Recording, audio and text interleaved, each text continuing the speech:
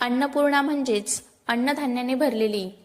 तसेच अन्नपूर्णा हे संस्कृतमधील अन्न आणि पूर्ण या दोन शब्दांचे संयोजन आहे आणि एकत्रित अन्नपूर्णा या शब्दाचा अर्थ अन्नाने परिपूर्ण असा होतो. देवी अन्नपूर्णा ही हिंदू धर्मातील अन्न आणि पौष्टिकतेची देवी आहे. ती भगवान शिवांची पत्नी साक्षात पार्वती मातेचे एक रूप आहे. हिंदू धर्मात ज्याप्रमाणे इतर सण व्रतवैकल्य साजरे केले जातात त्याचप्रमाणे अन्नपूर्णा जयंती देखील साजरी केली जाते.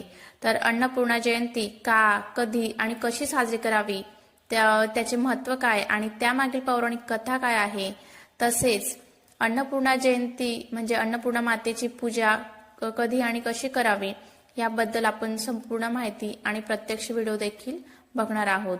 चला तर मग आजच्या व्हिडिओला आपण सुरुवात करूया. दरवर्षी मार्गशीर्ष महिन्याच्या पौर्णिमेला